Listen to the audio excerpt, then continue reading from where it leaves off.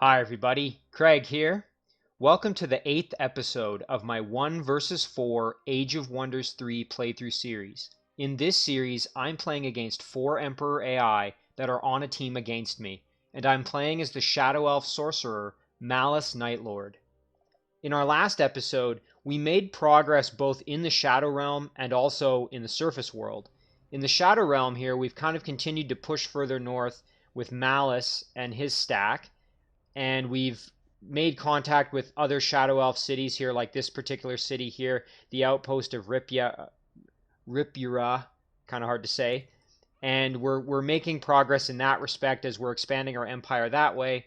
However, we also have done quite a bit here with our other heroes. So Vraxin here has built himself up a pretty powerful little stack here. And you can see we've got a Bone Collector, we've got Draconian Deathbringer, we've got a Reanimator, and Vraxin himself is now at level 9, meaning that he can actually inflict Ghoul Curse, and we can start basically building up an army really, really quickly using that ability. So we'll just take a peek here. There it is, Inflict Ghoul Curse. So between Vraxin and the Deathbringer, we're going to be able to start building up a pretty massive force, I think. And then if we jump to the surface here, we actually now have another city in our control, and that's this city here, which we are in the process of migrating from dwarves over to draconians. So all in all, things are going well. We're expanding our empire, and in that last episode, we also had our first sign of one of our opponents when we lost this quest that we were in the process of doing for this little frostling city. We actually had it interrupted by the city being taken over by, I'm assuming, another player.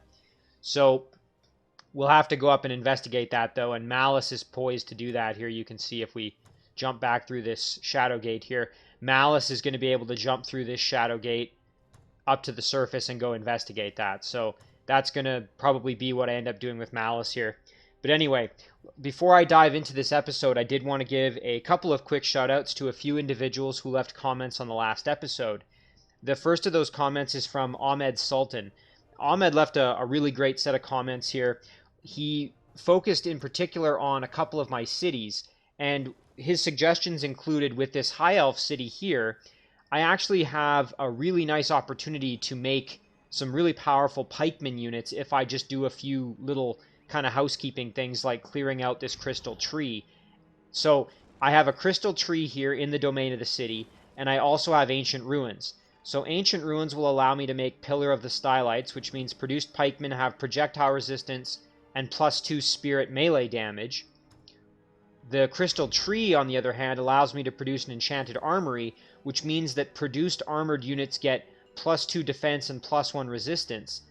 The beauty of that is pikeman units, at least in the case of the High Elves, are actually an armored unit. So the High Elf Union Guard is a armored unit, meaning it will get benefit from the crystal tree upgrade, and then obviously as pikemen will get the upgrade benefit of Pillar of the Stylites. So that would, as Ahmed said, make a really, really good set of pikemen coming out of this city. So brilliant suggestion there. I think that's fantastic. The other suggestion Ahmed had was for this city, and that's to watch out for, in particular, this city as it grows is going to encompass this Castle of the Lich King, as well as another crystal tree here, not to mention, of course, this lost city. And that's going to allow me to do a couple of things here. So again, armored units are going to get a benefit. Now I am migrating this over to draconians, and in retrospect, maybe not the greatest decision in terms of, dwarves, almost all of them are armored, so they would get more benefit from this. I still think it's a good choice for me in terms of my morale, or excuse me, my alignment and those kinds of things, and obviously the terrain benefiting draconians. But Ahmed does make a good case here that the enchanted armory would probably benefit dwarves the most. However, I can also get the benefit of the Castle of the Lich King here. If I were to build a library of the dark arts, that would mean that monster units summoned within this city's domain and produced monster and infantry units have Fear Strike, which is extremely powerful. So whether I end up producing from this city the Draconian Flyer, or if I were to keep it dwarves and produce Firstborns, I'm going to get Fear Strike if I eventually clear this out, and that would be extremely beneficial. Now, in order to clear this Castle of the Lich King out, Ahmed had suggested that I continue leveling up my Theocrat here and obtain Divine Justicars, And that way I get all my units have resurgence, and I don't have to worry about losing a few units in what will undoubtedly be a difficult battle to clear out the castle. So again, thank you to Ahmed for all those excellent suggestions. The other individual who left comments was John Calabro. And John actually pointed out something kind of pertaining to my eventual ability here to summon Eldritch Horrors. So John pointed out that it would be great for me to get up to a maximum casting point pool of at least 130 casting points. And the reason for that is because it's going to cost 250 to summon an Eldritch Horror, meaning that if I can get up over that 125 limit, that would mean, if I can get at 125 or above, that would mean that I can then summon the Eldritch Horror in 2 turns, which is like obviously extremely quickly to pump out tier 4 units. So I think that's a great suggestion to kind of keep that number in mind of that 125, 130, getting to that or above it in order to maximize my ability to basically produce lots of Eldritch Horrors. And then obviously any additional benefit of that too, just in terms of casting other spells. So great suggestion from John there. John also suggested that I use Star Blades, which I researched in the last episode. Use it more in battle, especially when I'm doing battles with Malus's forces. And that's because it's not going to cost as much with Malus himself there. And that's a really cheap spell to cast, and it has a big effect. So good suggestion there. And then also, and I think this echoes a suggestion from an episode or 2 ago from Casper Eklund, but John also suggested using Scales of Fortune more on my cities. I think I have it right now on 2 of my cities. Here it is. And that's going to, again, give my units 100% more likely to deal critical damage if I summon or produce them in the range of that city. And obviously that's going to be beneficial since I'm summoning a lot of units to have this on my frontline cities. So again, excellent suggestions from Ahmed and excellent suggestions from John. So thank you guys. Okay, so let's dive into this episode. I'm really looking forward to doing some investigation up north here with Malus. But before we do that, we do have some production to take care of.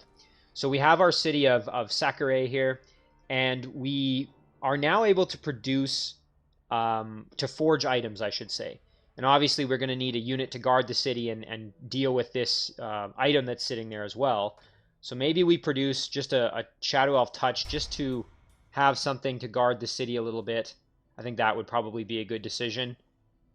And once we do that, I think once this is complete, we will then maybe start building.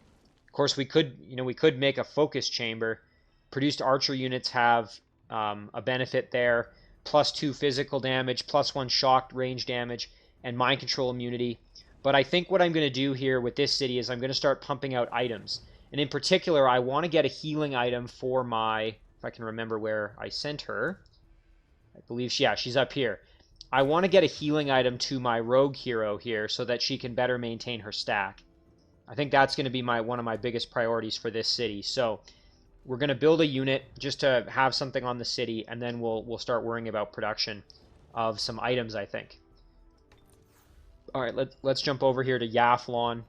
So last turn in Yathlon, we produced a barracks. So we can now produce a few more units, which is quite nice. This might be a good opportunity to maybe make a glass armory, such that then we could pump out infantry and cavalry that are a little bit stronger. That might actually be a good choice. Let's see, what else do we have here? We've got an Ancient Ruins, and of course I've already talked about Pillar of the Stylites and having better pikemen. But I think, as Ahmed pointed out, that might be better to focus pikemen production on that High Elf city. So let's see what kind of units we can make here. So we can make the Shadow Elf Night Guard. We currently cannot make our Tier 2 infantry. We would have to get a War Hall for that. And that would allow us to produce the Infused and the Exterminator. So it may be worth focusing on trying to get that produced. I'm also obviously interested in obtaining additional mana income, as we're going to be, constantly casting spells, and now we're also going to be producing items which cost quite a bit of mana. So this obviously would be useful as well to have a great temple. And obviously if we're going to do all this production, having a Master's Guild would be nice. So maybe I'll go with the Masters Guild for now. Ooh, and of course we don't have enough gold for that. Dang. Alright, let's just do the Glass Armory. That's relatively cheap. Alright, so jumping up here to Chiron. And I think we'll just do a laboratory. Actually, we don't really have anybody guarding the city, although we have this stack moving down to help reinforce our city. So I think we'll be okay here. I think we will do the laboratory, get that going. And yeah, just for that extra research income. And again, we get a little bit of extra benefit since we have arcane study research. So I really do like getting those structures going. And I was going to grab this, but I think I'm going to avoid it just in case I end up sending units up that way sometime soon. And we've got our High Elf, another High Elf city here, Sylphanthoriel. And we are not going to anger them. We're just going to kind of keep on moving. I guess we'll let me know when you're ready to talk. And we can just continue progressing up this way with our scout, kind of riding the water there. Ooh, and unfortunately, we stumbled upon some roaming units who will probably kill our poor little scout there. All right, well, that does it for our turn, so we're going to end it there. So we're now going to be able to summon this Node Serpent, and we've got some options for where to summon the Node Serpent. My instinct would be probably to give this to our rogue hero, because right now her stack is kind of... it's not really the strongest at the moment. Our Theocrat's stack is a little hodgepodge, but decently powerful. Let's see what other options we have. We don't need it with our Necromancer. Our Necromancer has plenty of power on his own, I think, with his stack as it currently stands. And then if we go back up to Malus, Malus's stack is quite powerful as well. We've already got a Node Serpent there with Malus. Although, again, you know, it might be nice to have another Tier 3 unit. Maybe we could even replace the Storm Sister if needed. But I think we will keep that stack as it is, and we will give this Node Serpent over to our Rogue, who otherwise has a decent stack, but it's kind of lacking just a little bit of extra punch there with only 4 units. And of course, we're going to be able to continue recruiting units using our Convert. So I may try and raid some of these little structures here for some extra units. Like, for example, I could grab a Phantasm Warrior, or maybe go for one of these Apprentice units. Yeah, they don't have Mind Control immunity, so I could try for an Apprentice. And actually, an Apprentice unit would be very useful, especially if I have all these summoned units, because the Apprentice, if I can go back there... oh, and of course we are losing our Scout. So we'll just do auto combat there. Our Apprentice, to finish that other thought, our Apprentice unit here has Men Magical Being, which heals those Magical Origin summoned units. So that would actually be quite useful to try and recruit some of them. So I think I'm going to try for that with my Theocrat here. And that would actually be awesome to send over to this stack. So maybe before we do anything else, I mean, heck, just to even incorporate into this stack would be awesome. Okay, so we've got this little stack here on this farm we got to deal with. We've got... so this is just a Kobold and some Wargs. Then we're probably going to try and clear this out. And then we can also move over and take out these Draconians that are guarding this item rack as well. And hopefully that'll be enough to level us up and get Divine Justicars, but we'll have to see. In the meantime here, we've got this Kobold coming over to assist us with the siege of this Dwarven city over here. And I think what we're going to do is we're going to group up. And you know what? I think we're going to try this battle. So let's do it. We don't have a hero leading the stack, of course, but I think we'll be able to manage it. This is going to be a very challenging battle, as dwarves are notoriously tough, but I think we'll be able to pull this out if we play this kind of smart. So I want my swordsmen up front because they have shields, obviously, which is going to help them mitigate some of that, what will initially be range damage coming in from the stone throws of the prospectors as well as the crossbowmen shots. But I also need to get right up in there, so we're going to try and take advantage of the cover given by these obstacles, so that provides line of sight penalties, and we're going to try and take some advantage of that, kind of force them to come over to me here. Yeah, there, so they're taking... oof, geez, that still hurts. These little kobolds really aren't particularly they don't have particularly high defense, obviously, as they are kind of the lowest of the low units. So let's move up. We can actually do a decent amount of damage even with this in the way. And you know what? I think we can probably get the kill here. Yep, no problem. Alright, and then we'll move up like this. And we'll just hang out. I'm, again, trying to kind of goad them into pressing up on me. Okay, so I was fully expecting to lose them. That's not really that crazy. Alright, we can light up the crossbowmen a little bit here. We will do that. And the shield... Ooh, and we can actually basically kill off these prospectors, which we will do. And now it would be great to try and get a stunning touch on some of these units, in particular on the shield bearer. But I don't think we're going to have the luxury of being able to do that.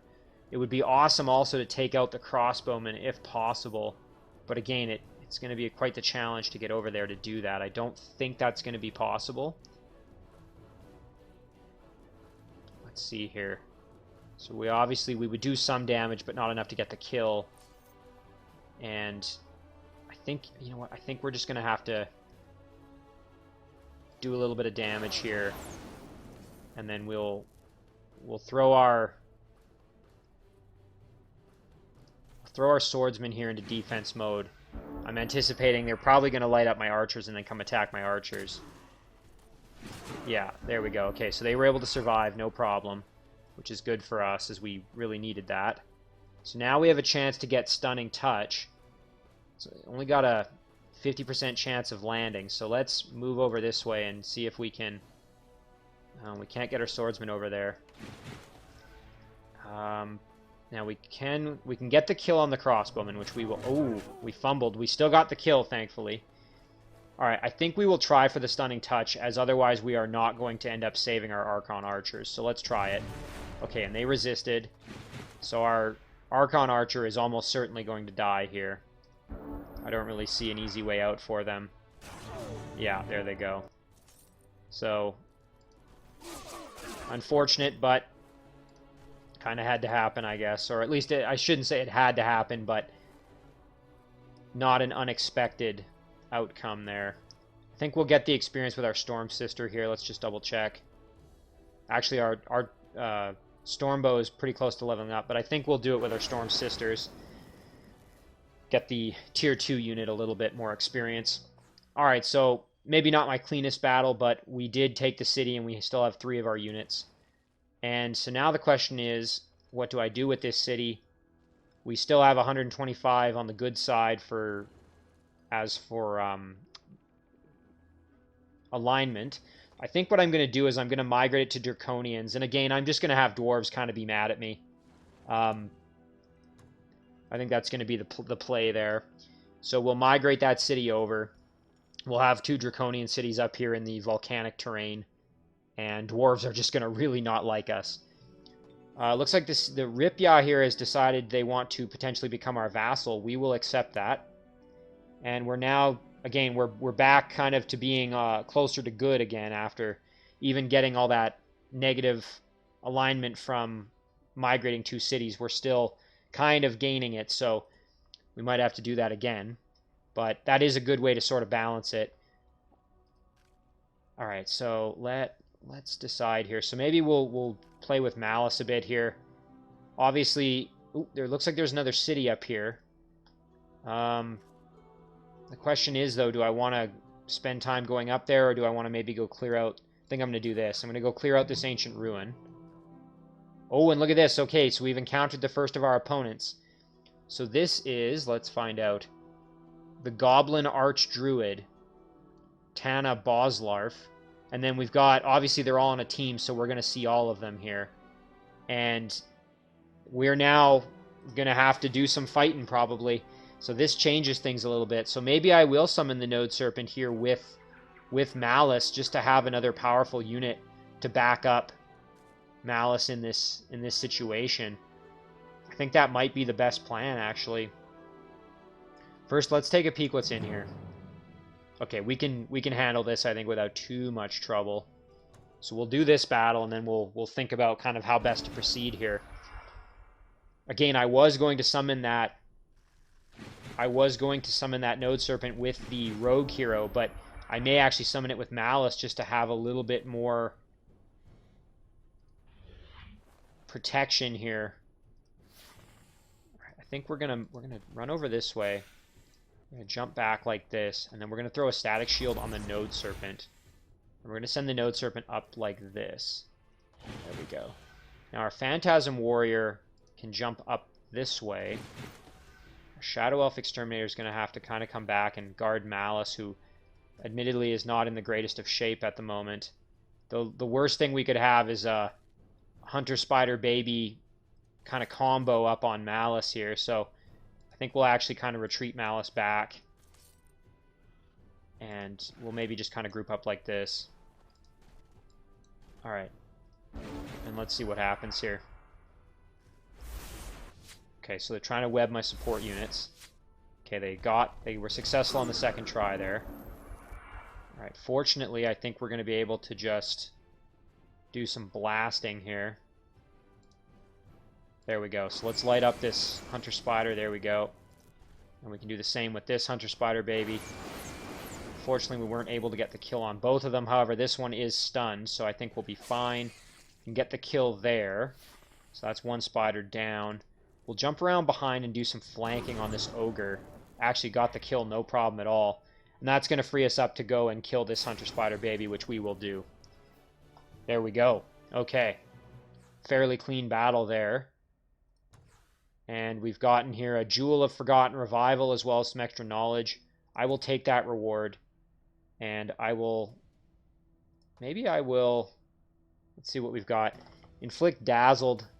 Not really that useful, quite frankly. We can send this to maybe one of my other heroes.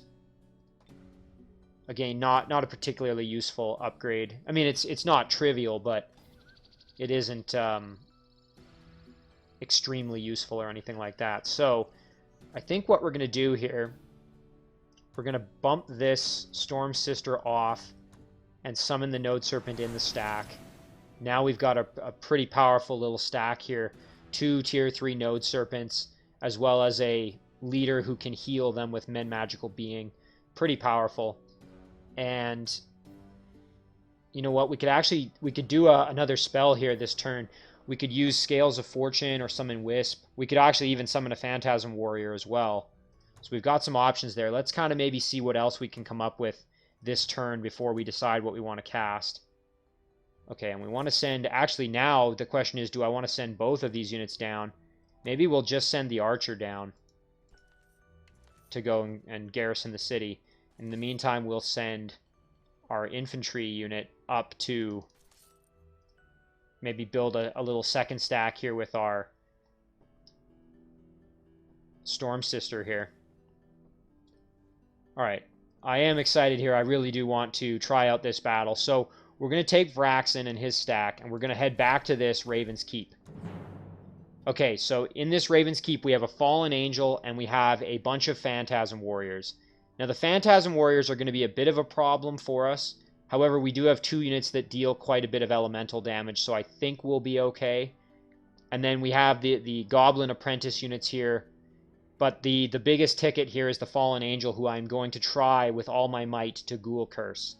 The good news, too, is that this Mass Curse will not affect all of my units except for the Brew Brother and Vraxen himself, and that's because the rest of them are all undead. So... let's do this. This is going to be a pretty important battle for me here. I really don't want to suffer any devastating losses here, as that would be pretty catastrophic for this stack. But if we can get that Fallen Angel, that would be a very, very nice acquisition for us. So we're going to keep the Cadaver and the Bone Collector together. And I think we'll also kind of keep the Reanimator in the vicinity as well. And meanwhile, the Deathbringer can maybe stick with the Brew Brother. And we'll keep Vraxen just kind of chilling. He does have Stiffen Limb, which I think we will actually throw on the Fallen Angel, just to make him a little bit weaker. Stiffen Limbs is a spell that it's easy to sleep on, and in previous playthroughs, even as a Necromancer, I've kind of forgotten how good it is, but it can really make or break a battle. And if we just take a look at the benefit of it here, it basically means that the unit now has less movement, less defense, and less melee damage potential. So really, really kind of handicaps that unit quite a bit, which I think is very, very useful. And you know what? I'm thinking about this. Let's actually send the Cadaver up front and the Bone Collector behind.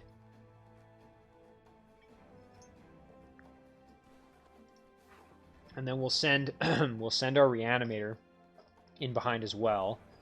We'll move our Deathbringer up. I'm less excited about moving the Deathbringer up just because the Deathbringer isn't quite as tanky as my fellow undead units over here. Okay, there we go. So the Fallen Angel is now up front fighting my Cadavers, which is exactly what I wanted. And the Cadavers can sit there and tank a lot of the damage, which is good. And maybe we'll send our Bone Collectors around this way, actually. That would be kind of nice. Now, I do have to be careful because this Fallen Angel could just decide to jump in past, so let's go for some Despair here. There we go. And that's actually going to be very, very useful. Now, let's see. Can we hit the Phantasm Warriors here? No line of sight. So we're going to have to move off, jump over this way, and then we can do some damage. And I'm actually going to move my Brew Brothers over this way. I'm fully expecting this Fallen Angel may just jump past. Let's see what it does. Yep, there it goes. Okay, so now my Bone Collector's going to have to probably jump back and help out. Either that or I shift over my hero here and do some work. I don't want to put my hero in any unnecessary risk if I can avoid it. Bone Collector's now kind of in a fight with the Phantasm Warrior, so we'll leave him over there. I think maybe what we'll do is we'll use Vraxin to maybe turn the Phantasm Warriors around. So we can do this. Yeah, that's going to do big damage and get the kill. Then we can send our Deathbringer over. And there we have a really high chance, 81% chance to get the Ghoul Curse off. I think we're going to just give that a shot here. You know what, we could even... I think the Fallen Angel has total awareness. Yeah, so it can't be flanked. What I was thinking is I could bring my Deathbringer over and then Shadow Step in behind to turn it around, but it can't be flanked, so that would be kind of a futile effort. So, actually our Cadavers could even come in and help. Alright, let's try it. 81% chance, that's a pretty solid chance. We got the Ghoul Curse. That is fantastic. Okay. So now the question is, should I just maybe do a self-heal or heal the Deathbringer? Let's see, what kind of damage can we do with our Brew Brother here? Keep in mind, our Brew Brother is a living unit, so if it goes down, we can't revive it nearly as easily. Let's see. So our Reanimator, again, is in pretty rough shape. So I think we're going to just use our heal. Let's see, what kind of damage would we do, or would this Fallen Angel do to us? Okay, so if we heal up, we'll at least be able to survive a couple of the hits and use up most of its movement, which would be good. And then we can do some big damage there, actually. Fantastic. And why don't we'll keep the Cadaver right where he is. I was going to send the Cadaver down to help with the Fallen Angel, but I think we will... Yeah, okay, so that self-heal was a good choice.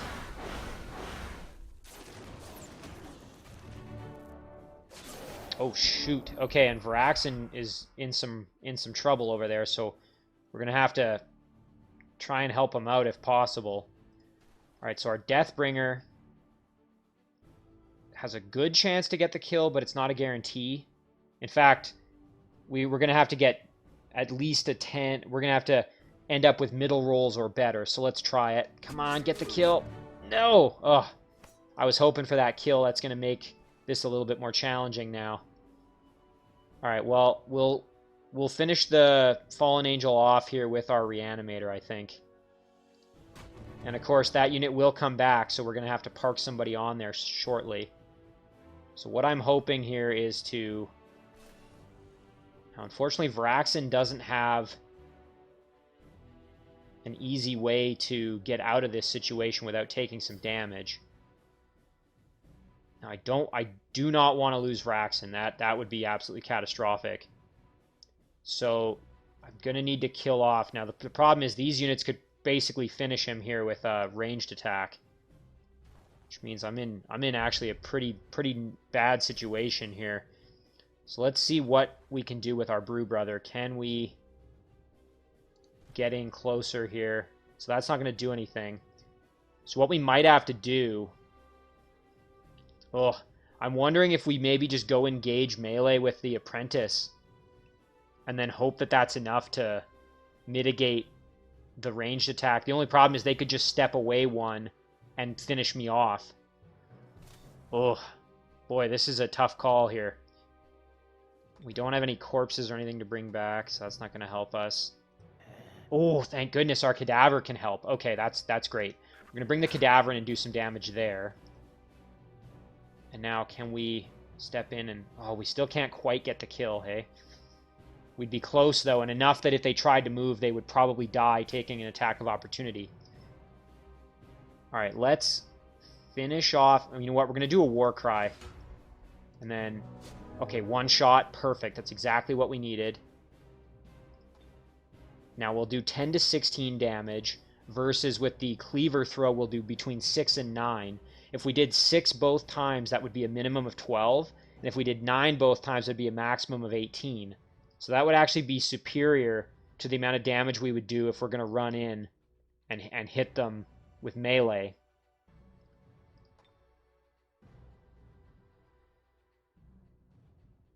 Let's do it.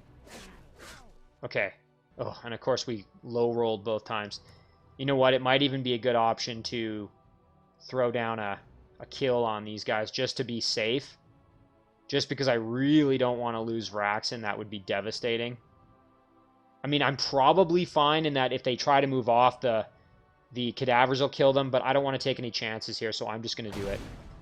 There we go. Okay, now Vraxen is pretty much guaranteed to be safe at this point, I think. Okay. Oof. Yeah, there we go. No worries. Okay. So now we have to remember that we've got this Fallen Angel here who's about to come back.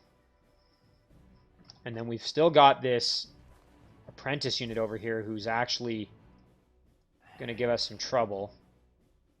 So why don't we actually send Vraxen over to deal with them? But before we do that with him, we could...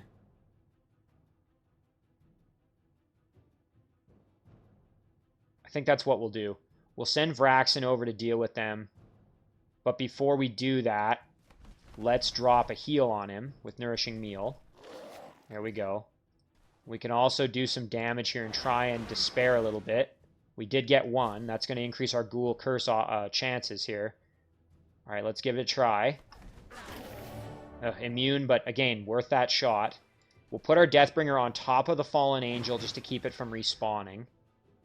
And then we will actually send our Cadaver to go and consume that corpse.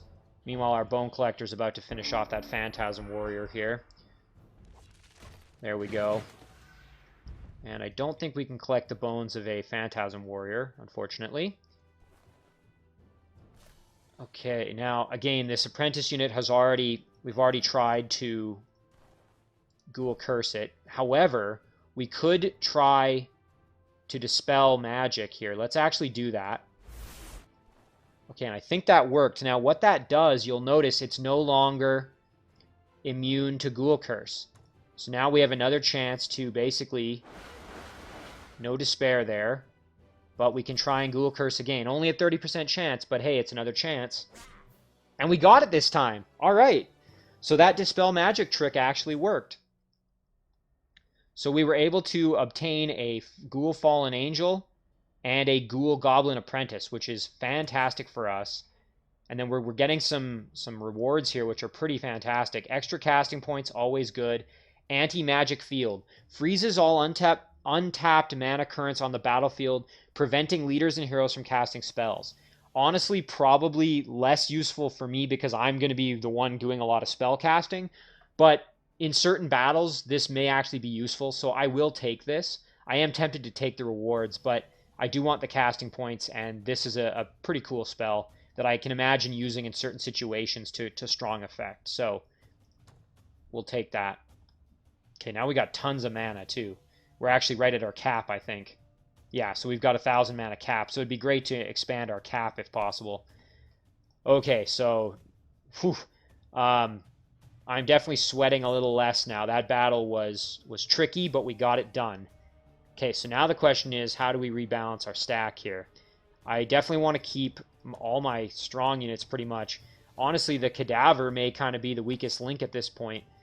Now, this Goblin Apprentice, unfortunately, is kind of less useful to me as a undead unit because then it won't heal over time. But normally if I was playing a Necromancer, I would have Healers of the Dead, which would make all support units have, that's a researchable upgrade for the Necromancer, and that would make all support units have heal undead, which means they could heal themselves and a stack. So that's not to say this unit isn't useful, but I am going to have a problem with running out of needing healers pretty quick. So the workaround here might be that I could send this unit to a stack that has Nourishing Meal, let's say. And that's where the Brew Brother, or if I can make some items that have that, would come in handy. Speaking of that, let's see what this is. Ooh, Wand of the Naga Mage, Banefire. Shoots a volley of Banefire at target enemy unit. That's pretty powerful. I could actually send that over to Vraxen here, as all he has is Black Bolts, which I am not the biggest fan of, as it's not really the most powerful of the ranged elemental attacks there. So let's send that over to Vraxen to give him a little more variety. That's fantastic. And I believe that's just an item that can just sit there. Yeah, it's just a usable item, so that's excellent. We can tell this unit to just hang out. And speaking of that, let's start forging an item here. We will do a Nourishing Meal item, because that has versatility across living and undead. And we'll just pick something here. I usually like to pick the little food item. There we go. We'll call this the Nourishing Breakfast. And that gives us Nourishing Meal. So that will be useful again for living and undead units. We're going to forge that. You can see here that does cost a fair bit of mana. It's going to take 3 turns. But that will be fantastic once we have that ready to go. I think we can, like I said, send that over to our rogue hero. I think is going to be the plan with that. So, again, now I got to figure out what the heck am I doing with this stack. So, got lots of options. You know, it might be nice to try and clear out this Forgotten Throne. Again, it's a mythical level structure, which is going to be, you know, definitely at the upper end of our pay grade. We've also got this other Raven's Keep down here, which could be fun to go and clear. So maybe with my Necromancer, I just focus on clearing some of those structures. We've got another Wizard's Tower up here. Might be worth trying to clear some of those out. You know what? We could even just run over quick, and let's go take a peek at what's inside. Ooh, okay. So we've got 2 Frost Dragons, tier 4. Fortunately, as undead, we are resistant to frost, so that would be beneficial. And then a bunch of Shadow Elf infused, tier 2 melee units. Keeping in mind that Willbreaker Horde, every turn, Willbreaker is summoned on a random position on the battlefield. So I'm assuming a Willbreaker is like a little wisp kind of thing. Boy, that would be tricky to clear. So I may actually stay away from that for now, because I think we're going to need like a pretty monumental kind of giga stack to be able to clear this out. So maybe we'll go for some of a little bit more attainable, like the Raven's Keep over here, or this Wizard's Tower up here. So let's just step off this here with the stack, and then we will rebalance this next turn in terms of kind of figuring out how we want to split this up. Okay, well, again, very intensive battle, but I'm glad we got that done, because that now gives us our first tier 4 unit, which is fantastic, obviously, and also is just great to have with Vraxen there, as he's now getting very powerful, and we're going to need him as we're now going to start probably being in conflict with our opponents, who I imagine are going to start hammering us pretty hard. Okay, so in our throne here, what did we produce last time? So we're in Telvenda. The city of Telvenda produced a stone wall. Okay, and that expanded our domain, which brought in this Beacon of Light Celestial Pool. Oh man, Gemstone Mine. So yeah, that really helped our city out quite a bit. So now we've got a few more things to think about maybe upgrading here. So we could build a Celestial Tower, which would again increase our domain range by 1. We haven't cleared out this mana node, but that would bring that into our domain. I don't think anything immediately besides that mana node would be brought in, so it's not really going to be that helpful in the immediate. So maybe I'll do something that's a little bit more immediately helpful. And you know what? A mana vault might be nice just to increase our upper mana capacity. Let's see here. Alternatively, I could maybe make a couple of Shadow Elf Apprentice units just to maybe start kind of sending them out to my stacks to help out with all the summoned units that I have. And here's another good one. I could make a builder. I haven't really thought about building any cities or any forts yet, but might be nice to get that builder going. Like, for example, up top here, we have this particular structure here, and it's going to take quite a while for our city to get to the point that this Heart of the Tropics here, or Heart of the Glades, I think this is Heart of the Glades, ends up being in our domain, and that would give us extra casting points. So, you know what? Maybe let's do a builder real quick.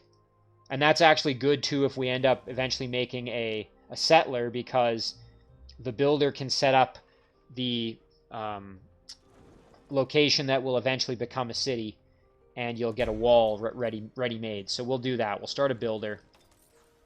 And back here, Yathlon. So we did the glass armory. I think we'll just do, this turn, we will just do merchandise, as we're running a little low on gold. Back up top, though, in our High Elf city, so the city of Manthros, what did we finish? So we did a shrine, so improving our mana income a little bit. Again, we are kind of low on gold, so maybe I am tempted to just do a round of merchandise. But you know what? Let's do a Pillar of the Stylites, because we are going to probably eventually start producing. Actually, maybe we should do the... Oof, I got to think about this. So we're going to need a War Hall in order to produce the Union Guard. So maybe we do the barracks first. Yeah, let's do the barracks first, and then we can jump over to the War Hall potentially. We'll tell this unit just to chill for now. And okay, so our heroes up top. Now let's do our Theocrat stack here and do some battles here. So we're going to initiate this battle with our Node Serpent, and we're going to grab the evil points while we can, because we are starting to get a little bit more good. So we always want to maintain that balance, since we are a Grey Guard after all. Okay. So how do we want to approach this? I think what we'll do is we'll throw Touch of Faith on our Node Serpent. Kind of head in that way. Send our Griffin Rider up like this, and our Night Guard up like that. We don't have to be too careful in this battle. I suppose we could try and convert the Kobold unit, which I think we will actually take a shot at, because why not?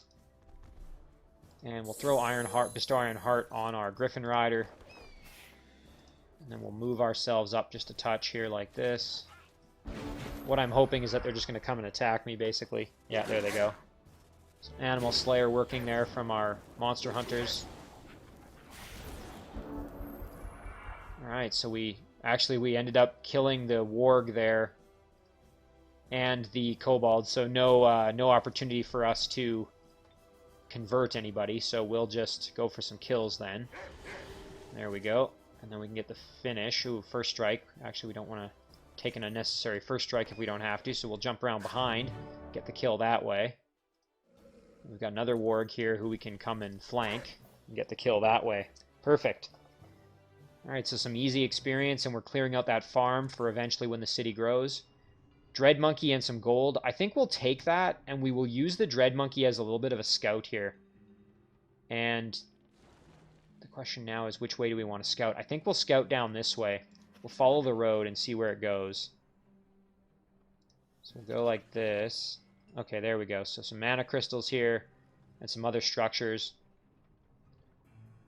Okay, so now we got the crystal tree, and then we've also got the item rack here. Might actually make more sense for us to go around, grab the item rack, grab this inn, and then come back for the crystal tree, and then proceed this way, do a little bit more. Alternatively, we could go here, then here, and then try for the Castle of the Lich King, maybe. I think...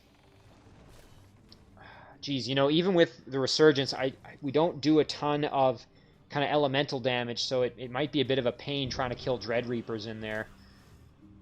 Well, what the heck, this is just one step away, so let's take care of this while we're here, I guess. Either way, this is a fairly easy little jump. So we'll do this.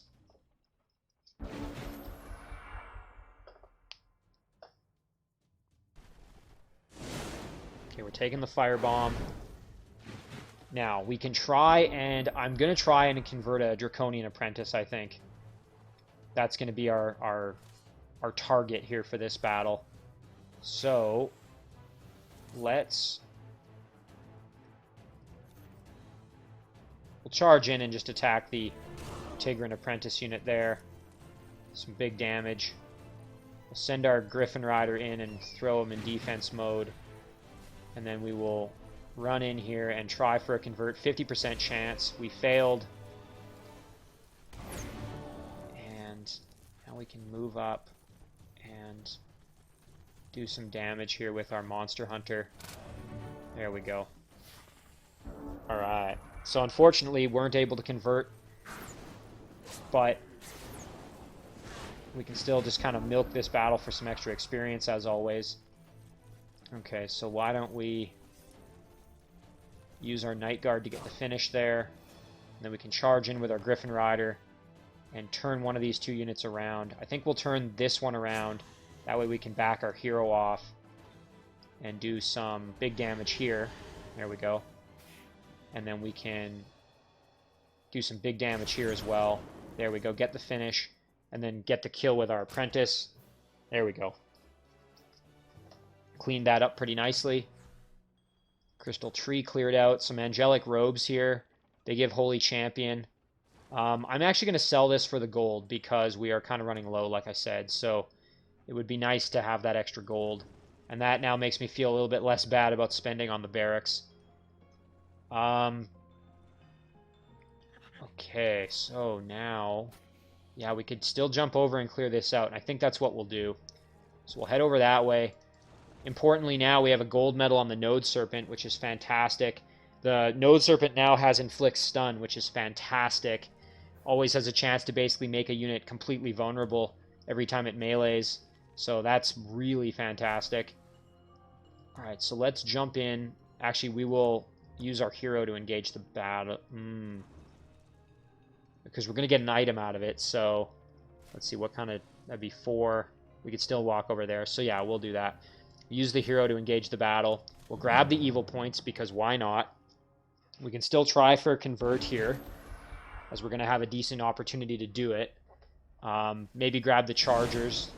Even the hatchlings wouldn't be bad, as then we have a chance to get a number of different units once it levels up. But in the meantime, we just have to focus on not dying here.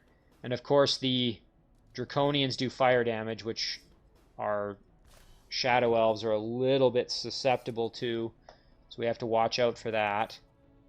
I think we'll send our Node Serpent in here like this to do some stunning, like that. Meanwhile, we can send our Griffin Rider over to absolutely mess up those poor little hatchlings who are they're going to finish off like that. And then we can, you know what, we can move in and even try for a convert here. I don't want to get Virix too far in, though, and leave her kind of out to dry. So maybe we will bring our Monster Hunter in and drop a heal like that. And then throw down a little bit of extra damage here.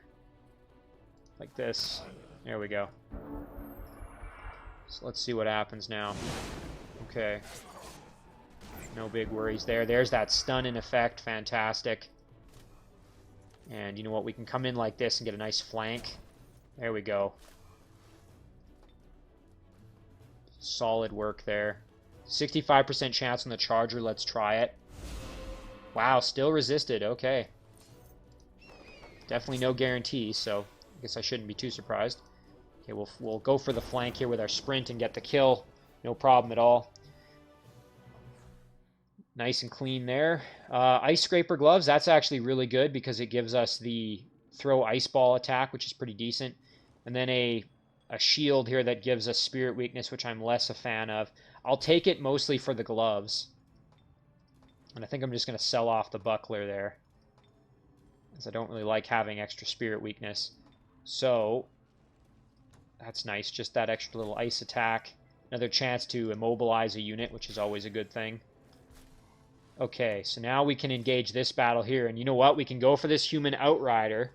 The Human Outrider is similar to a cavalry that can evolve into a knight. So that would be fantastic. So let's use our Griffin Rider here to engage this battle. Also, hopefully we're going to get the level up with our hero. Let's check and see how much we still need. We're getting close. We need... So we have 763 out of 800, so maybe not quite this battle, but in the very near future we should be able to get our level up.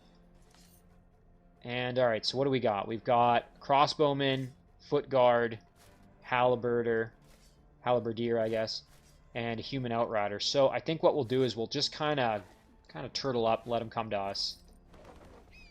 We're under no real pressure to go after them or anything, so we'll let them kind of push on us. Let's see what they do here. A little bit of damage, no worries. A little bit of javelin damage, nothing too crazy. Alright, so our Halberdier is going to be kind of annoying to take out. The Outrider is the one we're going to try for a conversion on, and thankfully they are not in defense mode. 60%. Let's give it a try here. We got it. Okay. So now we got to make sure that the Outrider doesn't actually die, as that would be not good. Alright, so maybe we send in our Monster Hunter to fight. Jeez. Let's think here. So the Halberdier is probably the biggest threat to the Outrider at this point. So let's send in our Node Serpent, do some work there. So now, yeah, they're stunned, they're out of commission. No real worry there. We can actually send our Griffin Rider over to flank the Crossbowmen, who are now big ouch, dead. There we go. And then we can send over our Monster Hunter here to do some damage to the Foot Guard. And then I think we'll just throw our Outrider in defense mode, as I'm pretty sure they can tank the damage. Ooh, actually, you know what? Maybe we should sprint away. And then we'll turn around. Well, now, unfortunately, our Monster Hunter's probably in a rough position. But let's see what they decide to do. Okay, they go for the flank over there. No worries. You know what? Let's get some experience going with our Outrider, because why not? Actually, so Virix still needs some, but we can just do a heal with Virix, I think. There we go. Getting a little bit more experience, always good, as we want to eventually evolve that unit. And yeah, we'll drop a heal here. There we go. Then we can come in and get the flanking hit, turn them around, and then get the finish with our Griffin Rider. Alright, awesome. Now, while we're here, might be worth taking a peek at what we can purchase. I was hoping maybe to get like a Human Priest or something like that, another healing unit, but I'm not seeing anything I'm super excited about. A Draconian Flyer is nice for its mobility, but they're not the tankiest. I think we will just kind of chill. Ooh, and maybe I shouldn't have left that Outrider by itself. You know what, we'll do this. But you know what, I don't want to. We'll just risk it. We'll leave the Outrider by itself. Hopefully that doesn't come back and bite me. All right, now as for our rogue, why don't we head up this way? We can grab a few of these units and then do some work. So we'll do that. We'll head up like this. Might even be worth to charge up there and clear out this crystal tree, as we eventually want to have pikemen coming out of here. Alright, so now it's time to think about what we want to do for some spells. We've got Scales of Fortune as an option. We've got Summon Wisp for a a scout or summon Phantasm Warrior for a little bit of beef unit. You know, we could start making a second stack here. With this Ghoul Apprentice, we could actually group up a Phantasm Warrior, which would be able to be healed by it. The only problem is then the healing for this unit, so... Back up top here. You know what? Again, we do want to start also getting Scales of Fortune. Another option here is Glyphs of Warding on any cities that we're worried about the enemy jumping into. Let's do a Scales of Fortune maybe over here, though, because this is right on our front line, so we'll do that. And then we can also... You know what? Let's summon a Wisp as well. Actually, no, we'll summon a Node Serpent, and we'll summon it here next turn, and we'll get the benefit. I think we'll do something like that. Okay, yeah, let's end our turn. Pretty productive turn. We got quite a bit done. I get the feeling, though, things are going to get pretty violent now that we've made contact, especially since they know where we are, or at least the Goblin does, and that's the Goblin Archdruid. I can see this getting pretty nasty here because we're not weak by any means, and we've got pretty powerful units. We've got lots of good tier 3 units coming out, but I am still a little bit hesitant on, you know, just kind of finding out just how powerful the enemy is. We're still 5 turns away from having Eldritch Horror, so not to mention that it'll take us 3 turns at current casting point cap. It'll take us 3 turns to summon one, so we're still a little ways away from having easy access to lots of tier 4 units. So we've still got to be kind of strategic here about what we're doing.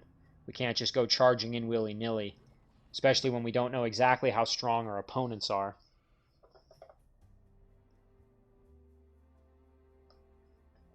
And let's just jump back up to the top here. I am also thinking that, again, they probably are in the process of taking this city and converting it or migrating it. So it may be worth us going up there to see what's going on. That being said, we've now encountered them in the Shadow Realm, meaning that they obviously have a presence here.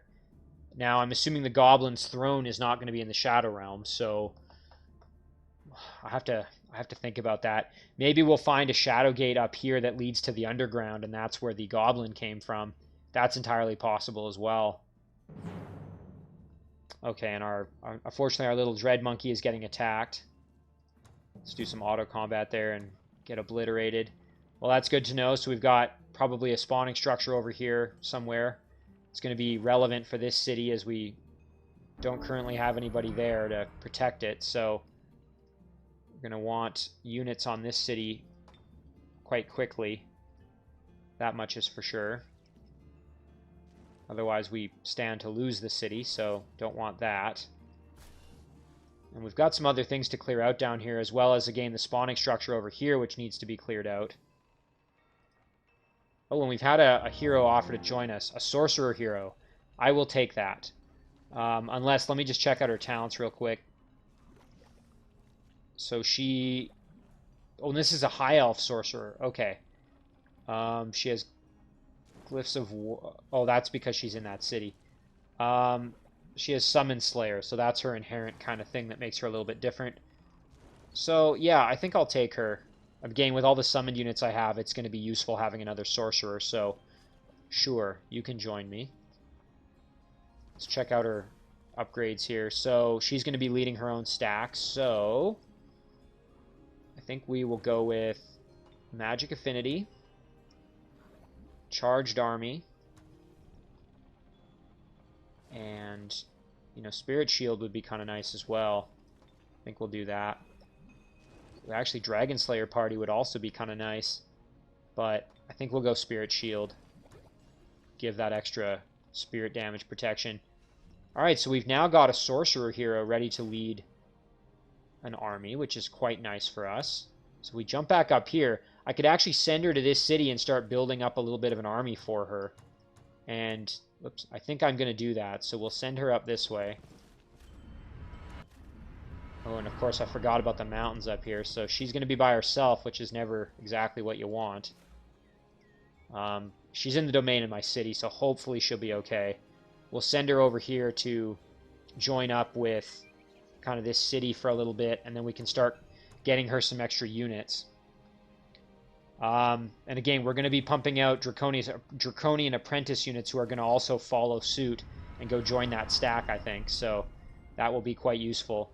As for this Node Serpent, we're going to summon the Node Serpent in the domain of the city here. There we go. And that Node Serpent could even actually go and join our hero. That might not be the worst thing.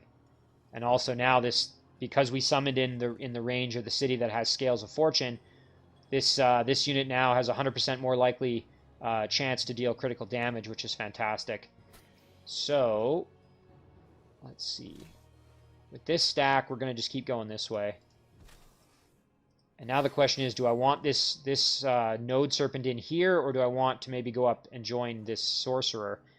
My instinct right now is to go join the Sorcerer, because the Sorcerer is going to get Men Magical Being, which is going to be very useful, so I think we'll do that. That will pair quite nicely. Now, as for this stack, I would like to maybe go clear out this Lost Library. Let's see, who would we want in this stack? So we've already got a Node Serpent, Human Knight, and a Summoned Obsidian Wyvern. So we don't have any range damage, so might actually be good to just take our 2 ranged units and send them over. So that's what we'll do. So now we've got a relatively decent stack there. A little bit hodgepodge, but it'll work. And if we get Isolara, the healing item, that will actually be quite nice, I think. And we've had some items arrive here. So we have a Bleak Warg, which is a good upgrade for her. Gives her Overwhelm, Night Vision, Arctic Concealment, and Frost Protection, which is good. I'll definitely take that. And then we've also had our Wand of the Naga Mage, which gives Banefire as an option. We've had that arrive for our Necromancer, which is also fantastic. Oh, okay, now decisions. It looks like there's another structure up here as well that we might want to go check out. As much as I'm tempted to go clear this out, it is kind of off on its own. So I think I'm actually going to just ignore it for now. It's kind of out of the way, and again, I don't think I'm strong enough to take out the Forgotten Throne just yet. I'm going to need a little bit more experience before I go after a target like that. So what we're going to do is we're going to send our Fallen Angel up like this. And we're going to send the main stack up this way for sure. Now we have to decide how else do we want to split this up. So I think we're going to send the Ghoul Goblin Apprentice. Let's look at this again. Yeah, the Ghoul Goblin Apprentice is, I think, going to go up and join one of the stacks up in the surface world. And then this stack here, obviously the Cadaver won't be able to survive on its own. It needs something to keep it healed. But I do want the Brew Brother in with this stack. And it's, it's a shame. I don't want to sacrifice this Cadaver because it's a champion level 3. And it's such a good sacrificial unit because it has Resurgence. Boy, that's a tough decision because obviously that Cadaver is, being outclassed by the Bone Collector and the Fallen Angel. But, oh, it would be fantastic to have. It would be fantastic to have that Cadaver still around. Well, in any case, we're going to charge up that way. And you know what? I don't have to make the decision just yet, so I can keep them at least together that way. The Brew Brother can keep the Cadaver alive. So we'll do that. Yeah, Dwarves are now unhappy with me. I'm not surprised, since I've migrated 2 of their cities. End the terror at the mine, so I think we'll accept that. And we're going to accept that because we're going to be heading up there in the relatively near future, I think, with our Sorcerer and her stack. We're going to probably clear out this Crystal Tree. Maybe clear this out as well once we're a little bit more powerful. And then we can head up there to try and deal with that quest. So that will be quite nice. And we can start casting another spell here. I think we will basically just start summoning another Node Serpent. Okay, so let's do some of our production. We also want to make sure we move this builder off before we forget. Now, the question is, where do I send the builder? Because we've got things that we want to bring into our domain. So probably, again, the most beneficial things are going to be, I think we'll send the builder over this way. The most beneficial things are going to, actually, let's just double check. We could actually go out here. That might be quick. And then we can head up. Because what we want to get to is we want to probably go build one here. So let's just do whatever that's going to do for us. Yeah, there we go. So we'll go up that way. We want to get more casting points, I think, is going to be our prime concern there. But leave a comment below if there's any other structures that you think would be good to set up a fort or eventually put a city on.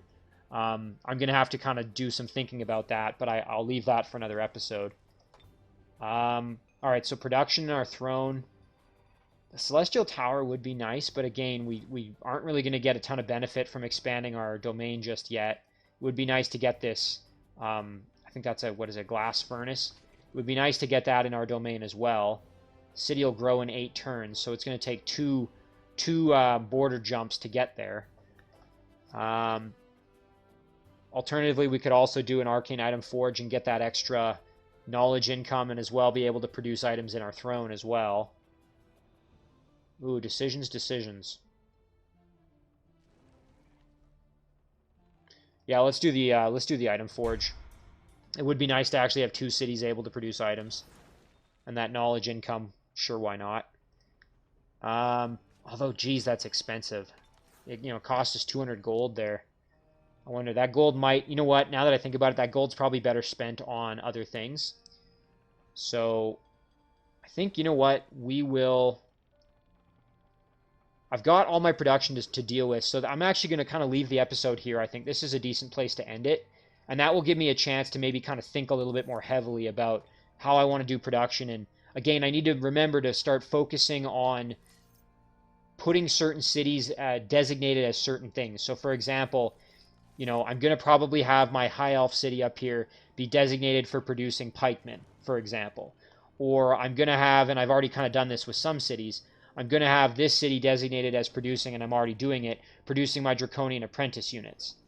And, again, there's going to be certain cities that I'm going to want doing certain things, and I need to kind of make sure that I'm keeping that in mind when I'm picking what I want to produce in each city. As for certain cities here, I've been maybe a little bit more flip-floppy on it, so I need to maybe kind of just reevaluate that and make sure that I'm being consistent and optimizing as best I can. So we've still got a few things left to do here, obviously, as we've got Malus is still able to move, and a bunch of our heroes are able to move. But I think this is a good place to end the episode. So we'll just kind of take a quick look above ground at what we've got going on. So we've now got our 3 cities, and we've got a quest here for this city, which we're working on.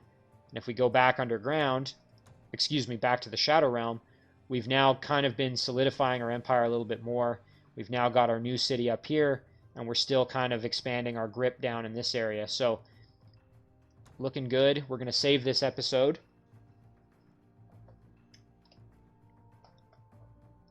And we will call this one episode 8.